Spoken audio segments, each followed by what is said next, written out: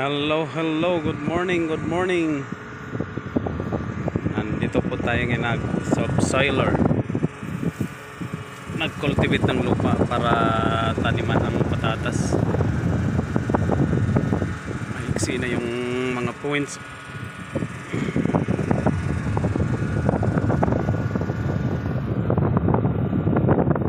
Ito, tapos na to na subsoiler. Ngayon, tapos na yun doon. Dito na lang banda.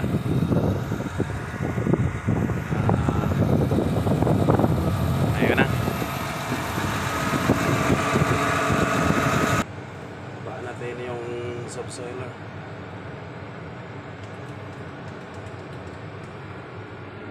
Tapos abante tayo, naka-GPS naman tayo eh.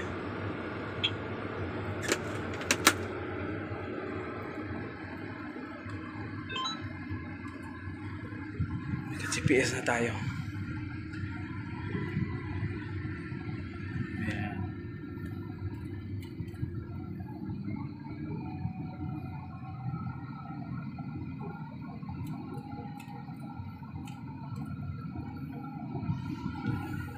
Ito yung gates ng baon niya sa subsoiler.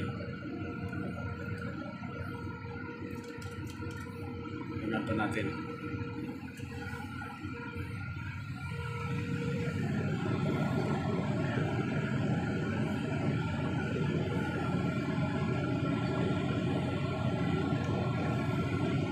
Soil cultivation,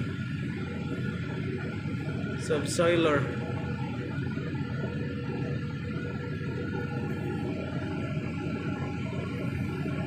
Bungkal yung lupa. Sige, pagkatapos yan, i-disc na naman. Ulitin pa uli ng subsoiler. Tapos i-disking. Kasi malapit na magtanim ng patatas naman.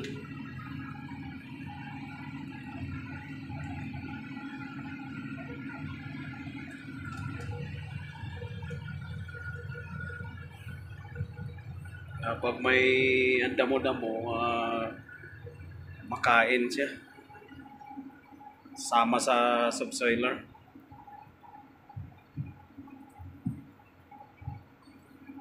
Pinapalambot yung lupa.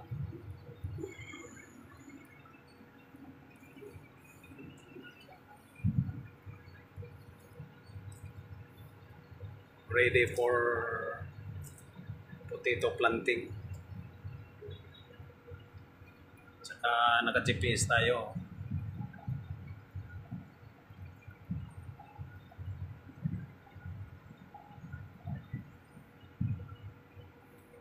Automatic na traktora.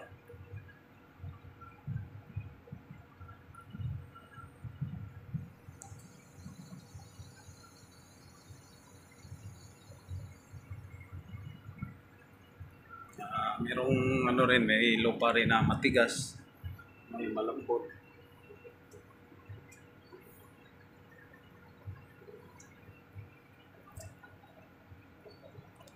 Ano, basta matigas, nag-iba yung takbo eh. Yan, matigas na wheel truck. Yung daanan ng tower, yung gulong niya. Medyo matigas siguro yan. Bumaluktot yung daanan. Hindi matuwid.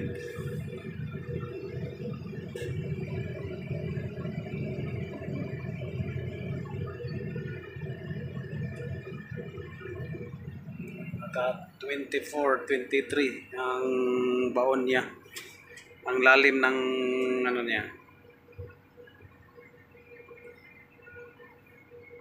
Pag-cultivate ng lupa. 24%. Minsan naabot ng 20.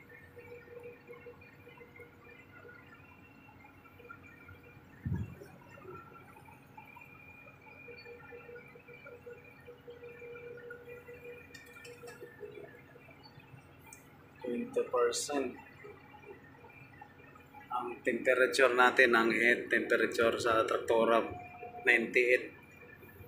Mainit na rin yan.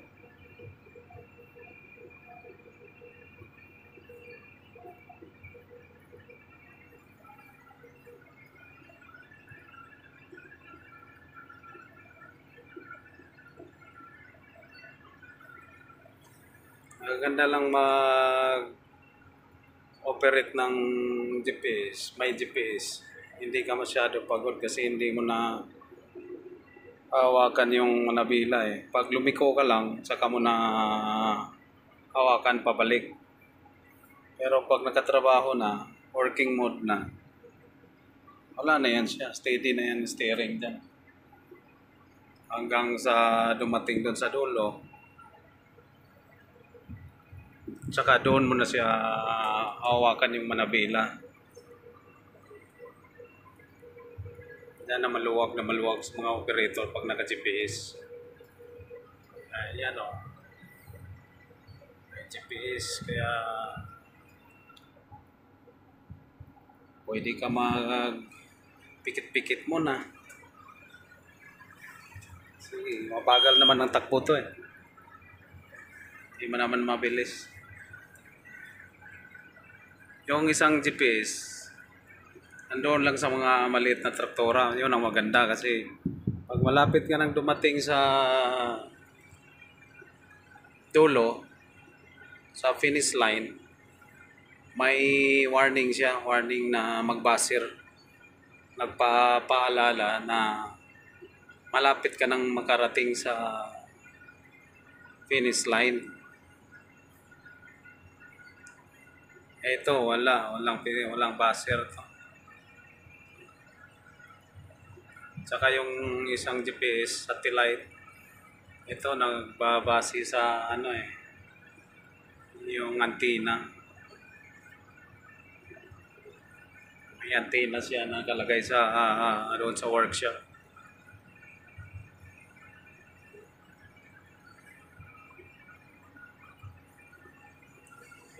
Tsaka itong traktora, John Deere 370 8R. Guitar ba ito? 370.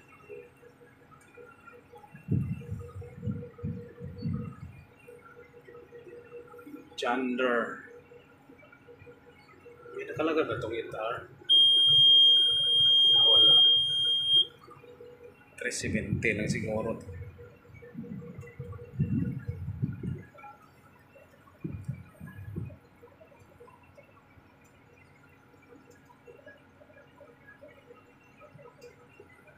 Yan, malapit na tayo makarating sa dulo.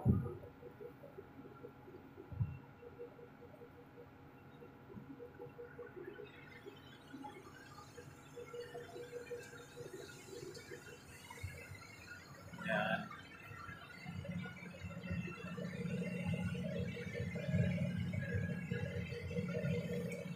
Pino-cultivate yung lupa.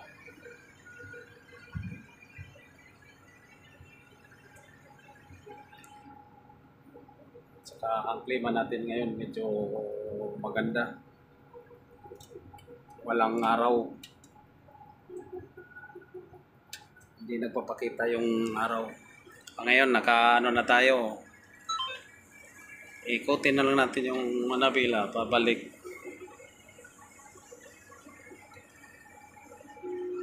Ayan o, tingnan mo yan. GPS.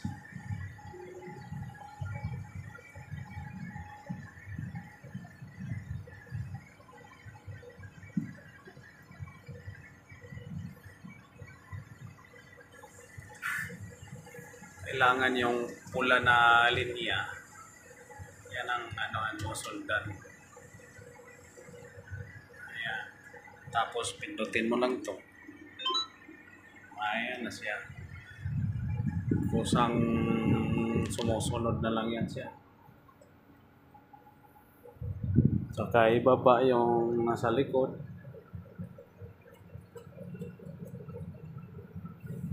Ibaba yung subsoil.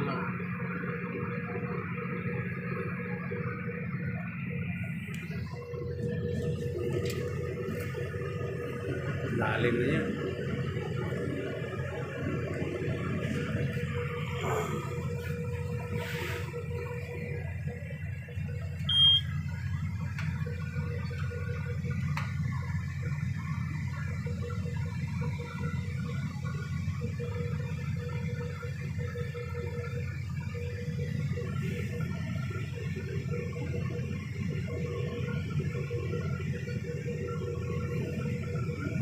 ito gagamitin ng ganito. Talagang lambot talaga yung lupa eh. Subsoiler na yan.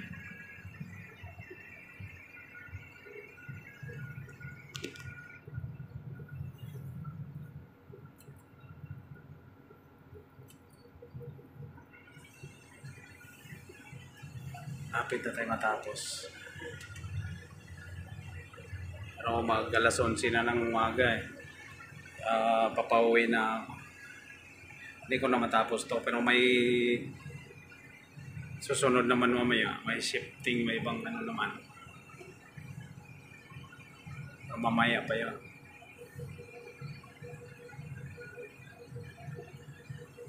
Isang tower na lang.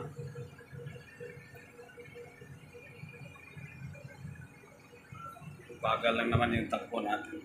Hindi kagaya sa disk na mabilis ang takbo. Ito, mabagal lang talaga.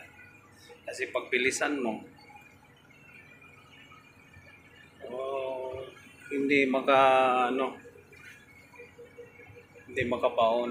Kasi puro lang bilis. Tapos, yung sa likod mo, hindi na pala nakabaon. Kaya kailangan mabagal talagang takbo.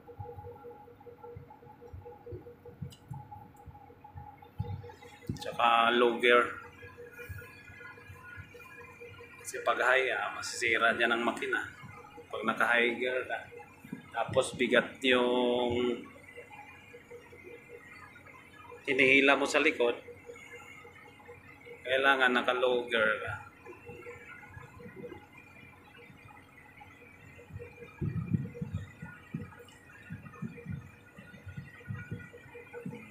Yan ang daanan ng wheel truck.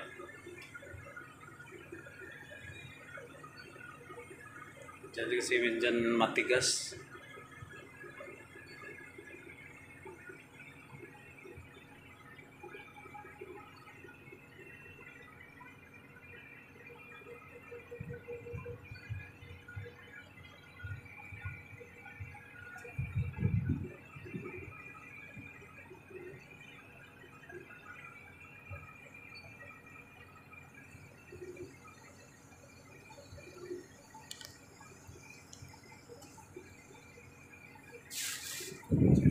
Pumasok ko kaninang umaga, alas 5.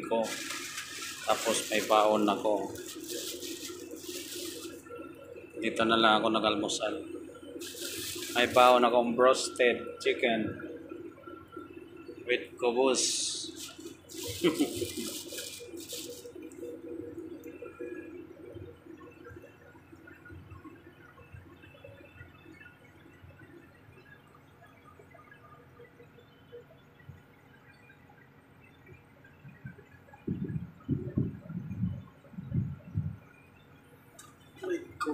Kubos.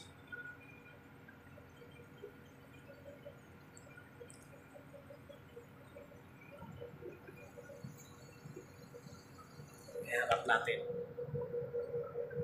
Hi.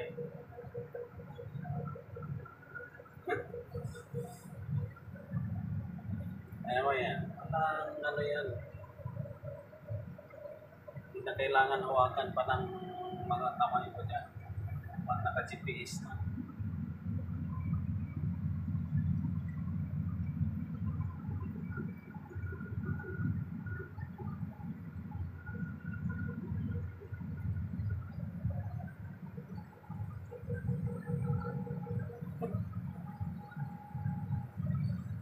Bye na guys, bye na, bye hanggang sa susunod.